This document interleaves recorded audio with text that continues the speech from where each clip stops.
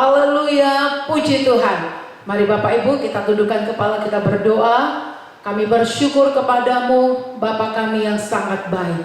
Bapa, di dalam nama Tuhan Yesus, terima kasih untuk hari ini Tuhan. Kami ada semua karena Tuhan.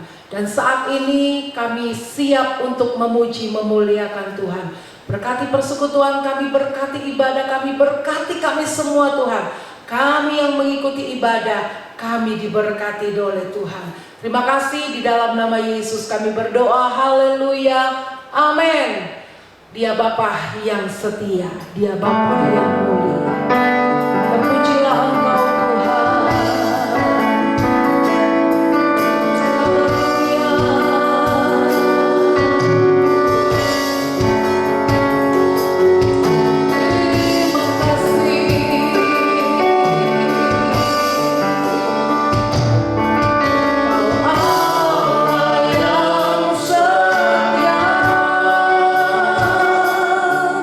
Bapa yang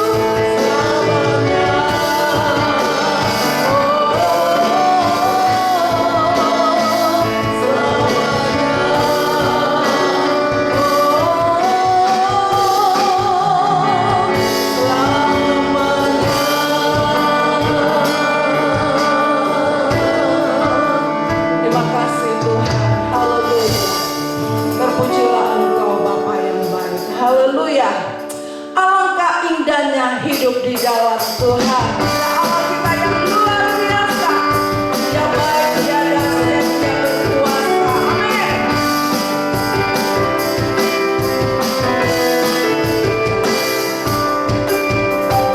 Alangkah indahnya hidup di dalam Tuhan, yang mencurahkan berkat yang melimpah.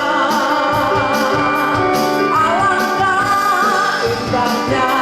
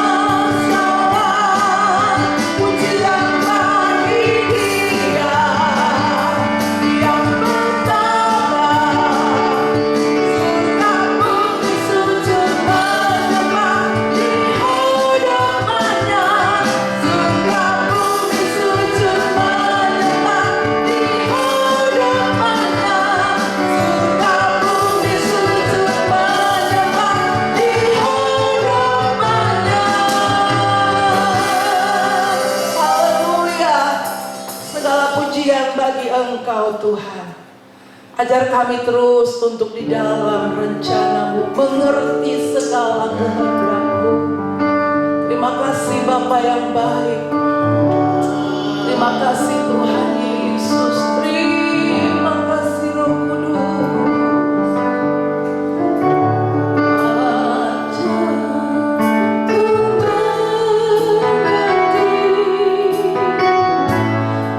berserah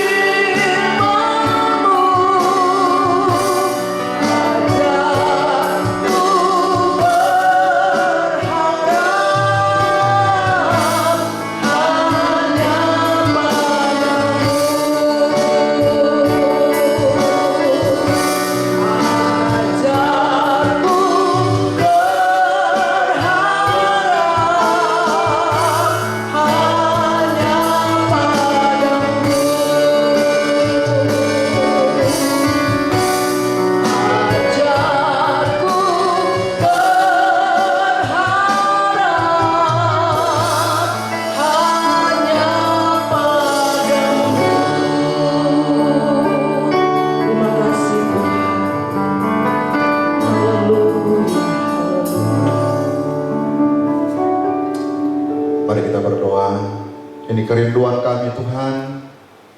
Kami merindukan Tuhan terus mengajar kami, menuntun kami, bahkan mengatur setiap langkah-langkah kami Tuhan. Pada saat ini Tuhan, biarlah kebenaran firman-Mu juga akan datang kepada kami untuk mengajar kami, menuntun setiap langkah kami untuk kami hidup berkenan kepada Tuhan, bahkan secara khusus dalam keluarga kami Tuhan. Biarlah firman-Mu akan berbicara kepada setiap kami yang mendengar, bahkan telinga yang mendengar, secara khusus Roh Kudus berbicara kepada setiap kami, supaya kami mengerti rencana Tuhan yang sempurna. Urapi hamba-Mu, urapi setiap telinga yang mendengar firman-Mu. Dalam nama Yesus yang diberkati Tuhan, sama-sama katakan amin. Puji Tuhan Bapak Ibu, pada saat ini saya ingin berbicara tentang keluarga yang kuat atau keluarga yang kokoh. Kenapa saudara-saudara? Karena kalau kita memperhatikan pada hari-hari ini, bahkan dalam setiap pemberitaan media, baik dalam media cetak dan media elektronik, saudaraku akan menemukan berita-berita yang mengerikan tentang keluarga-keluarga. Banyak keluarga-keluarga, banyak suami yang melakukan kekerasan kepada istri, bahkan sampai ada begitu banyak kasus-kasus pembunuhan, kemudian juga masalah-masalah tentang penyelewengan dalam keluarga, kemudian juga tentang perselingkuhan dan sebagainya. Dan saya berdoa saudara-saudaraku, kebenaran firman Tuhan akan menolong kita supaya keluarga kita menjadi keluarga yang kuat di tengah-tengah tantangan hidup dan persoalan yang terjadi pada saat hari-hari ini. Nah, saudara diberkati Tuhan, bicara tentang keluarga, maka kita tahu bahwa keluarga adalah sebuah lembaga yang pertama sekali dibentuk oleh Tuhan. Dan Tuhan sendirilah yang secara langsung membentuk keluarga yang pertama itu. Dan tidak heran saudara-saudaraku, di dalam setiap pelayanan Yesus sendiri pun bahwa dia banyak berbicara tentang keluarga. Kita tahu bahwa Yesus sendiri lahir di dalam sebuah keluarga. Mujizat pertama yang Yesus lakukan itu adalah di tengah-tengah perkawinan, di pernikahan di Kana. Dan Alkitab memberikan porsi yang sangat besar kepada keluarga. Allah memperhatikan keluarga. Itu sebabnya sekali lagi saudara-saudaraku, saya berdoa setiap kita juga keluarga-keluarga kita menjadi keluarga yang kokoh pada hari-hari ini. Kalau kita perhatikan di dalam sejarah kerajaan Romawi saudara-saudara, sebuah kerajaan yang begitu hebat dan kuat. Tetapi kalau saudaraku belajar bagaimana runtuhnya kerajaan Romawi, di dalam sejarah dicatat karena mereka mengabaikan kekudusan keluarga.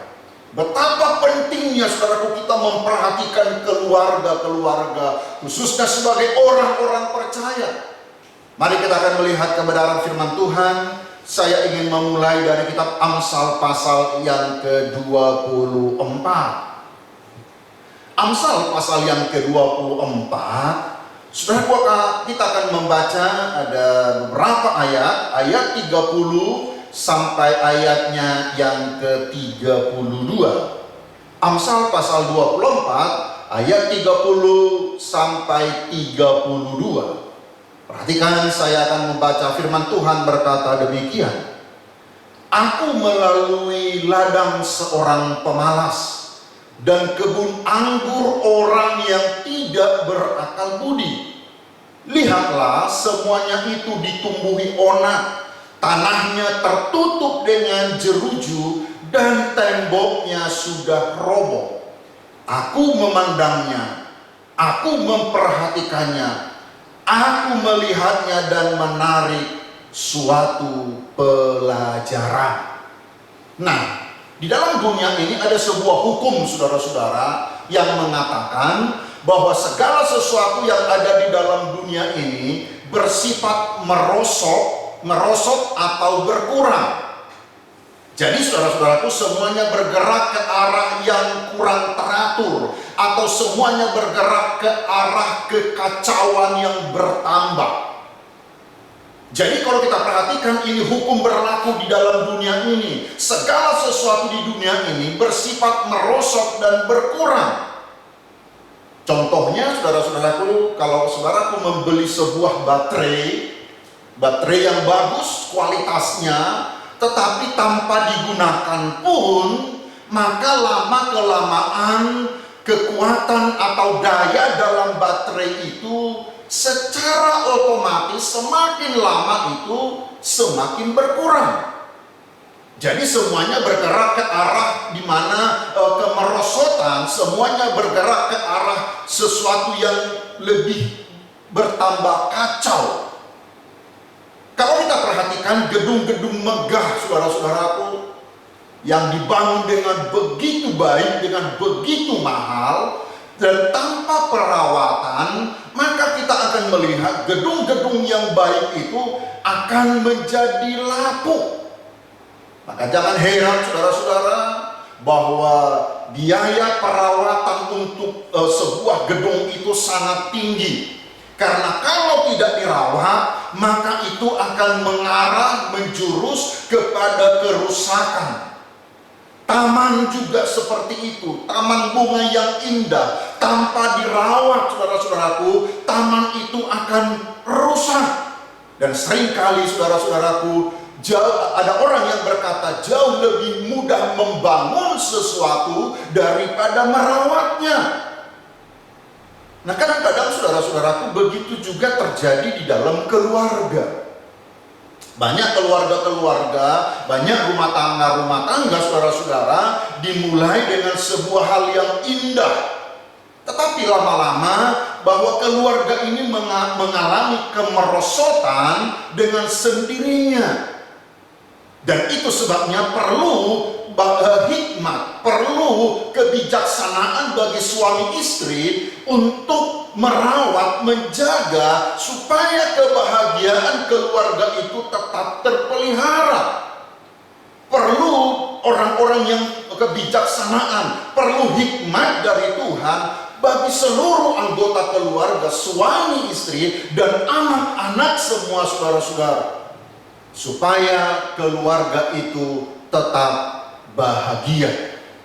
Sama seperti yang kita baca di dalam kitab Amsal tadi, saudara-saudara, tanpa perawatan, tanpa kita khusus memperhatikan tentang kebun yang dianalogikan.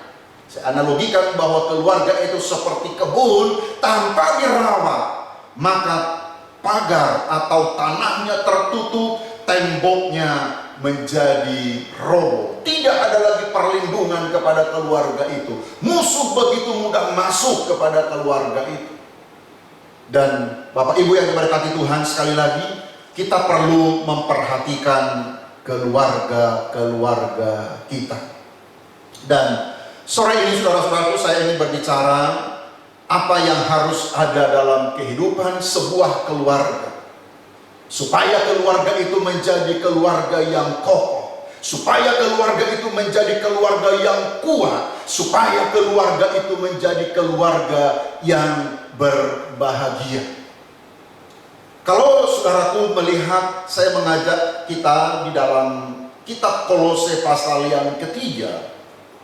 Pertama, saudara-saudara, untuk membuat sebuah keluarga yang kuat, rumah tangga yang kokoh, saudara-saudara, rumah tangga yang berhasil dan berbahagia, yang pertama-tama adalah mentaati prinsip-prinsip firman Allah sebagai dasar dan pedoman untuk menjadi sebuah keluarga yang sehat dan kokoh.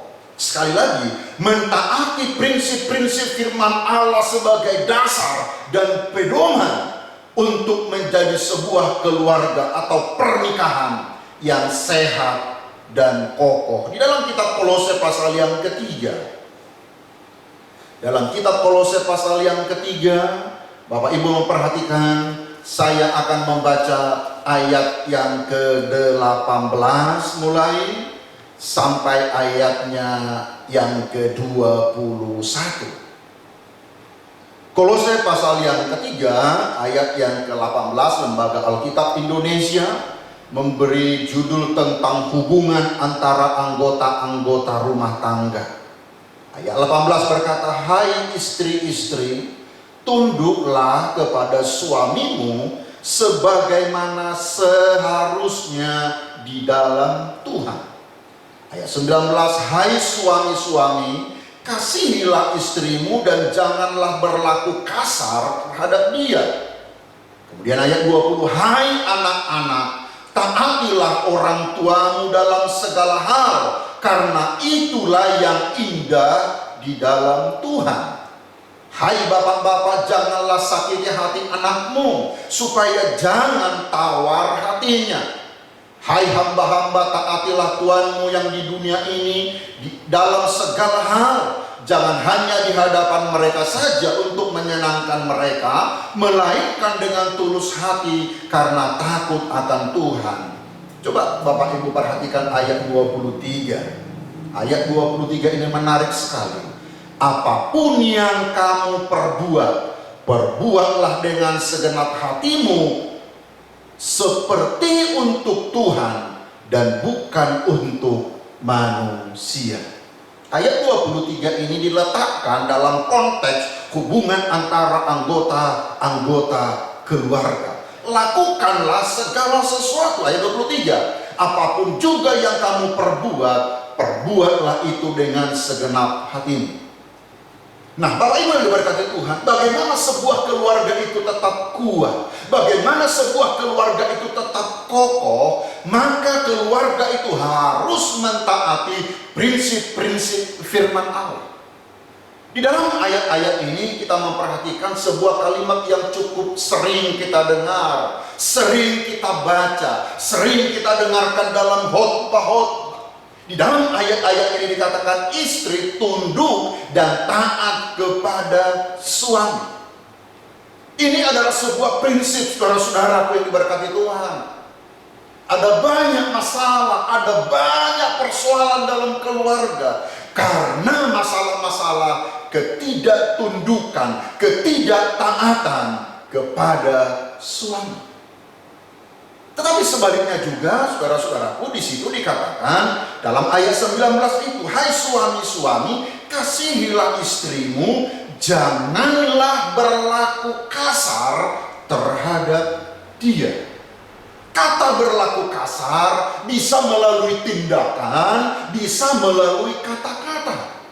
Seringkali kita tidak menyadari, saudara-saudaraku, tindakan kita, kata-kata kita adalah bentuk kekasaran kita kepada pasangan kita.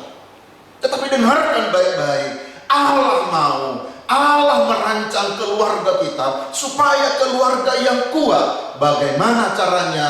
Kasihilah istrimu, janganlah berlaku kasar terhadap dia. Nanti saya akan masuk kepada prinsip-prinsip sederhana, saudara-saudara. Tetapi letakkan dulu pemahaman kita kepada bagian ini. Nanti saudara baca di dalam kitab Efesus pasal 5 ayat 22 sampai 23. Efesus pasal yang ke-6 ayat 1 sampai ke-4.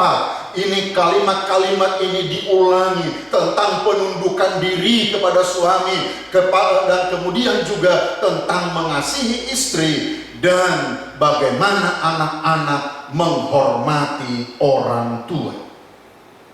Ini harus ada di dalam keluarga kita. Kita harus punya komitmen untuk melakukan ini, saudara-saudara. Untuk menjadi keluarga yang kuat, menjadi keluarga yang kokoh pada hari-hari ini. Prinsip-prinsip firman Allah sebagai dasar pedoman kita. Kalau di dalam dunia ini, saudara-saudaraku, banyak sekali hal-hal yang bertolak belakang dengan firman Tuhan. Dan jangan pernah mengadopsi sesuatu dari luar, saudara, untuk diterapkan kepada keluarga. Saya pernah mengkonseling sebuah keluarga, saudara-saudara. Karena penghasilan istri jauh lebih besar dari penghasilan suaminya. Itu sebabnya istrinya tidak menghormati suaminya, saudara-saudara. Dia berpikir, aku yang menggerakkan keluarga ini, aku yang mencukupkan keluarga ini, sehingga istrinya tidak menghormati suaminya. Saya katakan itu adalah sesuatu yang terbalik, saudara-saudara. Prinsip kebenaran firman Tuhan itu adalah mutlak kita lakukan kalau kita, keluarga kita ingin diberkati. Jadi yang pertama adalah menuruti prinsip-prinsip firman Allah sebagai dasar dan pedoman untuk sebuah keluarga yang sehat dan kokoh. Nah, yang kedua, saudara-saudara, memahami kebutuhan utama keluarga.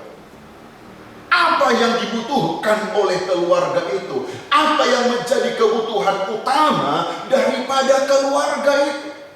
Apa kebutuhan suami yang paling utama? Apa kebutuhan istri? Apa kebutuhan daripada anak-anak? Ada seorang yang bernama Profesor Dr. Stinnett, saudara-saudara.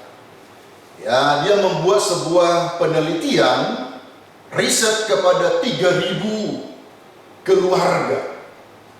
Kemudian dari hasil-hasil penelitian yang dilakukan oleh Profesor Stinnett ini, saudara-saudara, dia mensurvei 3.000 keluarga dengan catatan keluarga ini harus mengakui bahwa mereka berbahagia, kemudian juga orang tua memiliki hubungan yang baik dengan anak-anak. Jadi kalau keluarga ini tidak mengakui mereka bahagia, mereka tidak bagian daripada riset ini. Kalau dalam keluarga ini hubungan antara orang tua dengan anak-anak tidak baik, mereka bukan bagian dari riset ini, saudara-saudaraku. Jadi dia secara khusus meneliti kepada 3.000 keluarga. Keluarga itu harus mengakui mereka berbahagia, kemudian keluarga ini memiliki hubungan yang baik antara orang tua dengan anak-anak. Dia mencoba meneliti di sebagian besar dari daerah Amerika, saudaraku, Amerika Latin, Swiss, Austria, Jerman, kemudian Afrika Selatan. 6 hal dia katakan yang membuat keluarga itu kuat. 6 hal yang membuat keluarga itu bahagia. Yang pertama adalah mempunyai komitmen kepada keluarga. Jadi kita perlu membangun sebuah komitmen. Perlu kita, saudaraku, membangun komitmen untuk kita peduli dengan keluarga kita, mengasihi keluarga kita.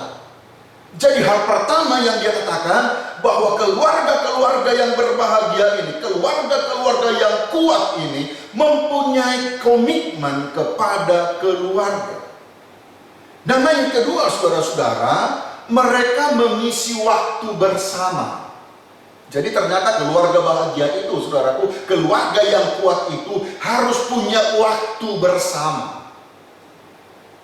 Kemudian yang ketiga, mempunyai komitmen yang baik dalam menyelesaikan masalah. Karena keluarga bahagia, saudara-saudaraku, bukan keluarga yang tidak punya masalah. Tetapi setiap kali ada masalah, saudara-saudara, mereka punya komitmen yang baik, kemudian menyelesaikannya itu. Karena kadang-kadang kita berpikir ada masalah, kita berpikir nanti selesai sendiri masalah itu. Ternyata tidak, saudara-saudara. Sebabnya ketika ada masalah, punya komitmen untuk menyelesaikan masalah. Kemudian saudara-saudaraku, yang keempat, saling menghargai satu dengan yang lain. Yang kelima, mempunyai komitmen rohani. Sayangnya saudaraku, dia menempatkan ini di bagian yang kelima. Tetapi saya ingin katakan sebagai seorang hamba Tuhan, mungkin ini harus kita tempatkan pada hal yang utama, mempunyai komitmen rohani. Setia kepada Tuhan, setia kepada pasangan, setia dan taat kepada firman. Itu adalah sebuah komitmen rohani. Kemudian juga mampu mengatasi krisis. Nah, yang menarik, saudara-saudara, tidak masuk tentang keuangan di 6 hal yang membuat keluarga itu kuat. Ternyata, saudara, keuangan bukanlah sebuah jaminan supaya sebuah keluarga kuat. Harta tidaklah jaminan membuat sebuah keluarga kuat. 6 hal ini dia katakan, saudaraku, supaya keluarga kuat. Dan saya berdoa kita belajar kebenaran-kebenaran ini, saudara-saudaraku. Hal-hal yang sangat sederhana dalam kehidupan kita. Semuanya bisa kita lakukan. Tetapi itu perlu kesungguhan. Allah merindukan keluarga kita itu menjadi keluarga yang kuat. Allah merindukan keluarga itu keluarga yang kokoh. Sebagai lembaga pertama yang diciptakan oleh Allah di atas muka bumi ini, saudara-saudara, maka Allah punya rencana yang luar biasa kepada keluarga-keluarga. Bagi Allah keluarga itu penting. Dan iblis tahu, saudaraku, bahwa keluarga itu penting bagi Allah. Itu sebabnya iblis ingin merusak keluarga. Iblis ingin menghancurkan keluarga. Bagi Allah, keluarga itu penting. Mengapa, saudara-saudaraku? Kalau saudara membaca dalam kitab Kejadian pasal pertama, dari ayat 27 sampai ayat yang ke-28, saudaraku akan melihat bahwa Tuhan menciptakan manusia pertama dalam sebuah lembaga keluarga. Kenapa bagi Allah keluarga itu penting? Kenapa iblis ingin menghancurkan keluarga? Karena bagi Allah, saudara-saudara, Tuhan menciptakan manusia pertama dalam sebuah lembaga keluarga. Kemudian juga kita melihat di dalam ayat-ayat itu bahwa Tuhan menaruh tujuannya juga di dalam keluarga. Itu sebabnya iblis ingin menghancurkan keluarga kita, saudara-saudara. Karena dia tahu Tuhan menaruh tujuannya di dalam keluarga-keluarga kita. Kemudian juga kenapa bagi Tuhan keluarga itu penting? Tuhan memberikan berkat pertamanya itu di dalam keluarga. Tuhan membangkitkan generasi penerus juga melalui sebuah keluarga. Kalau saudaraku membaca di dalam kitab Maleakhi, Allah punya rancangan yang luar biasa kepada keluarga-keluarga. Lewat keluarga-keluarga itu akan menurunkan keturunan ilahi. Dan iblis ingin menghancurkan keturunan-keturunan ilahi itu. Dan Tuhan juga memberikan otoritas atas dunia ini kepada keluarga-keluarga. Sebabnya sekali lagi jemaat yang diberkati Tuhan, siapapun kita harus punya perhatian kepada keluarga. Karena Allah sangat memperhatikan keluarga-keluarga kita. Jangan tunggu, saudara-saudaraku, punya ini, punya itu, bisa ini, bisa itu, lalu berpikir nanti kami akan berbahagia keluarga kami. Jangan, saudara-saudara. Jangan tunggu saudara punya ini, punya itu, lalu engkau katakan, kalau saya punya ini, saya punya itu, saya bisa ini, saya bisa itu, barulah keluargaku berbahagia. Salah, saudara-saudara. Saya ingin katakan pada saat ini, berbahagialah mulai sekarang di dalam keluarga. Berbahagialah, saudara-saudaraku, di dalam keluarga. Nah, ada beberapa hal praktis yang perlu kita terapkan. Ya, biasanya kalau kita bicara tentang keluarga, kita perlu seminar-seminar, saudara-saudara. Tapi saya ingin mendorong saudaraku supaya kita memperhatikan kebahagiaan di dalam keluarga kita. Keluarga kita menjadi keluarga yang kuat. Keluarga kita menjadi keluarga yang kokoh. Satu hal mungkin semua kita bisa lakukan, saudara-saudara, adalah hal-hal praktis dalam keluarga kita untuk kita mengalami sukacita, saudara-saudara. Yang pertama adalah, saya sudah katakan tentang kebersamaan dalam keluarga. Apa yang bisa kita lakukan kebersamaan dalam keluarga itu? Yang pertama adalah menyembah dan melayani Tuhan bersama-sama di gereja lokal kita. Jadi saudara-saudaraku, perlu kita melayani, perlu kita menyembah Tuhan bersama-sama di dalam sebuah gereja lokal. Ini adalah kebersamaan dalam sebuah keluarga, hal praktis yang bisa kita lakukan.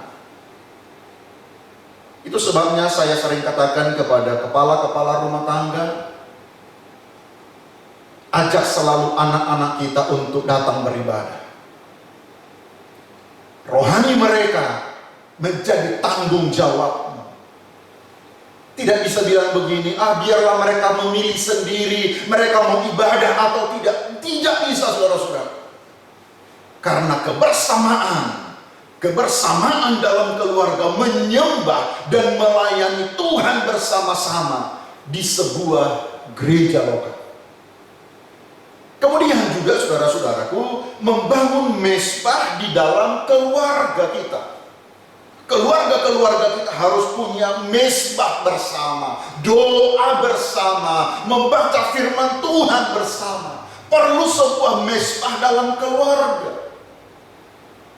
Itu adalah hal-hal praktis yang bisa kita lakukan di dalam kebersamaan dalam keluarga. Kemudian juga saudara-saudaraku, membicarakan, mengatur keuangan bersama. Banyak masalah saudaraku dalam keluarga karena mereka suami istri tidak pernah memberitahukan atau merencanakan tentang keuangan mereka.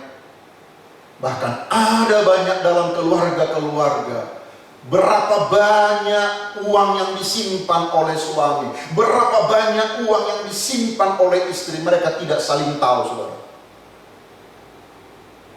Itu sebabnya perlu mengatur keuangan secara bersama-sama. Mungkin bagi orang-orang muda, saudara, ini adalah informasi untuk dirimu. Nanti ketika engkau berkeluarga, engkau bisa persiapkan hal-hal ini. Membicarakan, mengatur keuangan bersama-sama. Kemudian juga hal-hal praktis dalam kebersamaan sebuah keluarga, mengerjakan dan menyelesaikan pekerjaan rumah tangga bersama. Jangan ada yang saling membiarkan, jangan ada yang saling pasif, saudara-saudara. Mengerjakan dan menyelesaikan pekerjaan rumah tangga bersama-sama. Keluarga yang kokoh, keluarga yang kuat, mereka bekerja sama menyelesaikan pekerjaan-pekerjaan rumah tangga. Kemudian juga saudara-saudaraku, membuat dan menetapkan rencana untuk masa depan bersama. Bicarakan tentang masa depan anak-anakmu bersama-sama. Kalau memang kita mampu mendukung mereka untuk sekolah, untuk kuliah, bicarakan bersama-sama, saudara-saudara. Kalau dia ingin bekerja, bicarakan bersama-sama.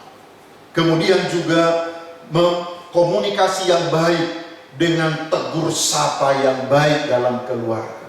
Komunikasi yang baik dan tegur sapa dalam keluarga. Banyak kita berkomunikasi hanya ketika ada masalah. Sebenarnya itu salah, saudara-saudara.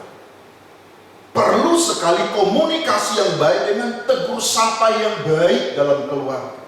Suami istri, anak-anak dengan orang tua perlu tegur sapa dalam keluarga. Tidak hanya membicarakan masalah. Ini hal-hal praktis dalam kebersamaan dalam keluarga. Kemudian juga saudara, kejujuran dengan menceritakan apa adanya. Perlu saudara-saudara, kejujuran. Kemudian juga senyum dan tawa dalam kebersamaan keluarga. Jangan hanya karena masalah di kantor, masalah di pekerjaan, masalah itu kita bawa dalam keluarga kita. Istri kita tidak tahu, anak-anak kita tidak tahu. Ketika mereka datang, mereka kena dampak karena kita sedang punya masalah dan pekerjaan. Bapak Ibu yang diberkati Tuhan, senyum dan tawa dalam kebersamaan. Beberapa waktu yang lalu ada seorang jemaat mengirim video singkat, saudara-saudara, tentang seorang bapak yang pulang ke rumah. Walaupun mungkin kita tidak jelas informasinya, tetapi ada di situ dibuat narasi cerita tentang kisah itu, saudara. Ketika suaminya, bapaknya pulang dari, kurang tahu dari kantor atau dari mana, ketika dia klakson tidak ada yang membuka pintu gerbang, saudara-saudara.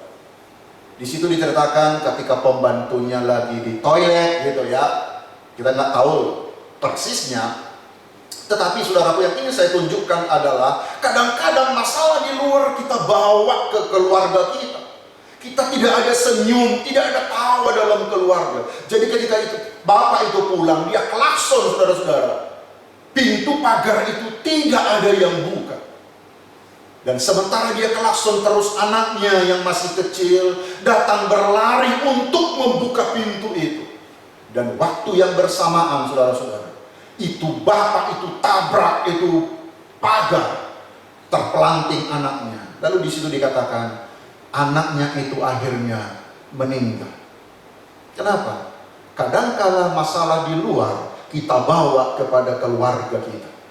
Ingat, hal-hal praktis perlu kita lakukan dalam keluarga. Senyum dan tawa dalam kebersamaan.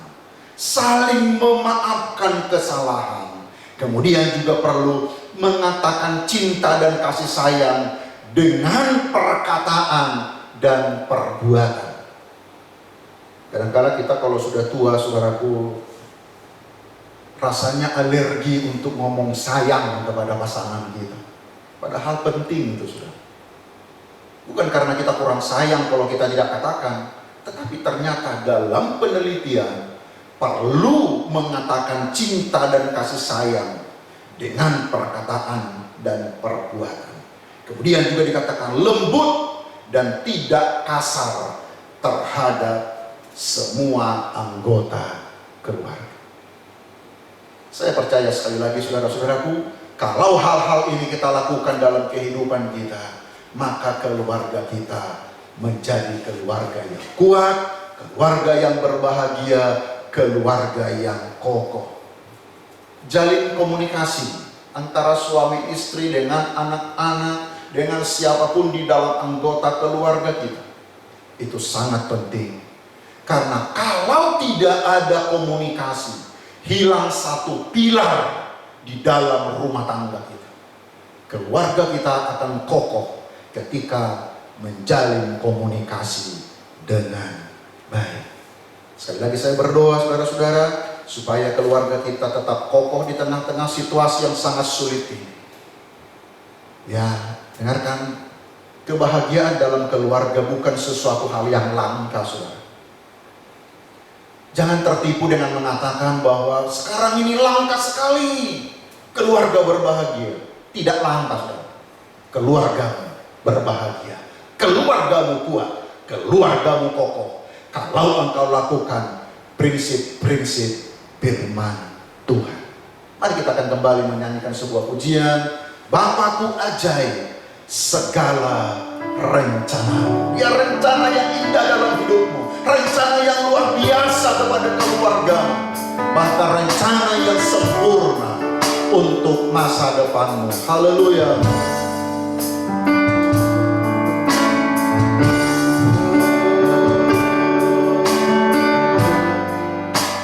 Tuhan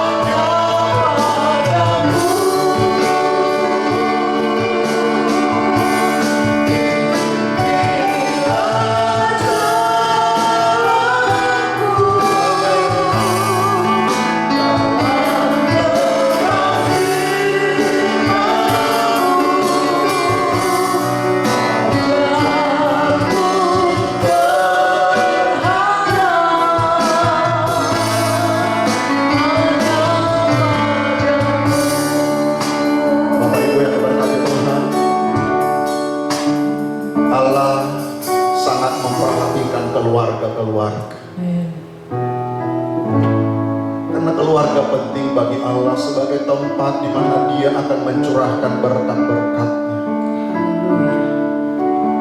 Keluarga adalah tempat di mana keturunan-keturunan ilahi yang akan kuat dan perkasa dibentuk. Keluarga adalah tempat perlindungan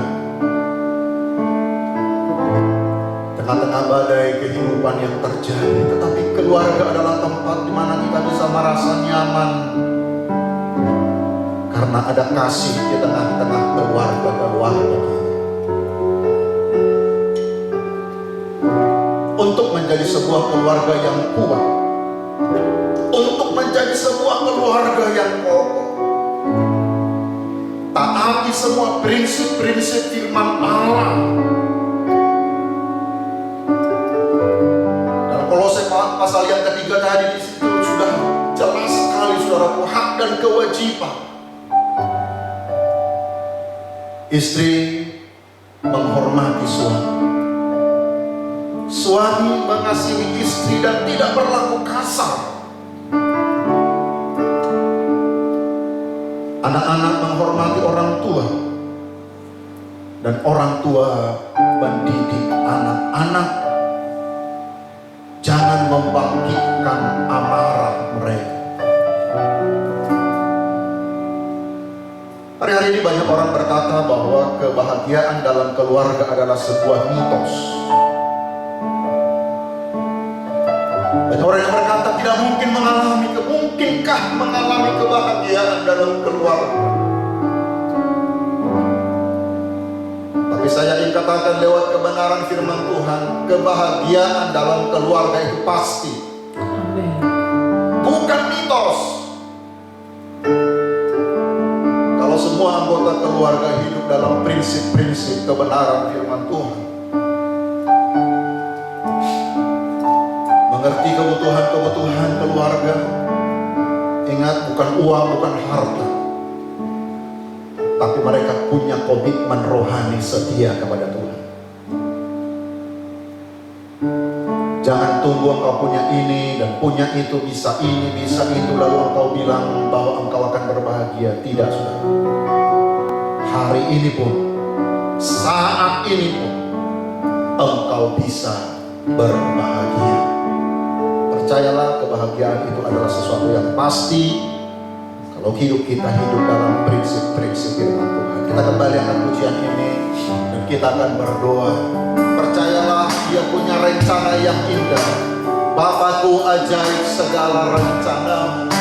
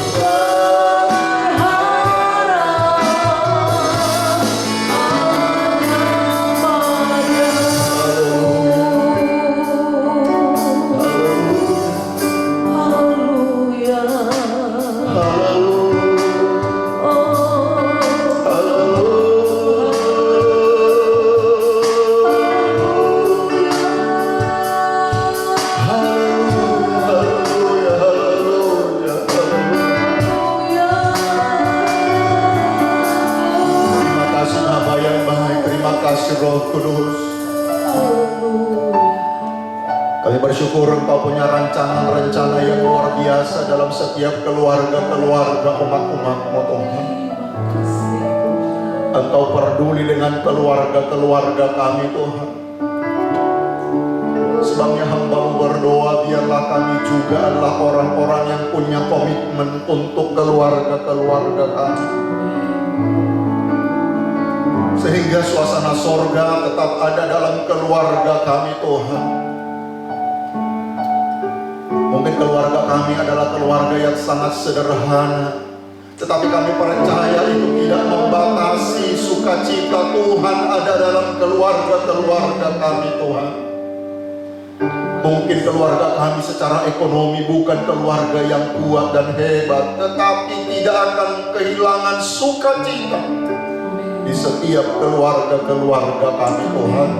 Hamba berdoa, tolong setiap umat-umat-Mu yang mendengarkan kebenaran firman Tuhan ini, biarlah kami juga punya komitmen memperhatikan keluarga-keluarga kami, supaya kami juga menikmati suasana sorga di setiap keluarga-keluarga. Terima kasih Bapa yang baik, meteraikan kebenaran firman-Mu. Berkati setiap umat-umat-Mu, berkati setiap anak-anak kami, berkati setiap pekerjaan-pekerjaan kami Tuhan. Lebih daripada itu, sukacita sorgawi boleh ada dalam setiap hidup kami. Sepanjang minggu ini aktivitas umat-Mu Tuhan, ketika mereka bekerja diberkati dalam nama Yesus. Usaha mereka diberkati, yang masih dalam pendidikan juga Tuhan berkati dalam nama Yesus, yang mencari pekerjaan di dalam nama Yesus juga. Mereka akan melihat pintu-pintu dibukakan untuk setiap rencana mereka. Keluar masuk dari rumah, pagar lindungi sepanjang minggu ini. Kami boleh mengalami damai sejahtera Tuhan. Terima kasih Tuhan, segala puji hormat kemuliaan bagi nama-Mu. Yang lemah Engkau kuatkan, yang sakit disembuhkan, dalam peperangan mengalami kemenangan. Terima kasih, kami bersyukur, dan kami akan akhiri persekutuan kami. Mari Bapak Ibu kita terima berkat Tuhan. Dan sekarang saudaraku, terimalah berkat daripada Allah Bapa, kasih sayang daripada Tuhan kita Yesus Kristus, persekutuan dari Allah Roh Kudus tinggal menyertai kita dari saat ini sampai selama-lamanya. Dalam nama Yesus yang diberkati Tuhan, mari sama-sama katakan amin, amin, amin. Puji Tuhan, selamat beraktivitas panjang minggu ini. Yesus memberkati. Haleluya.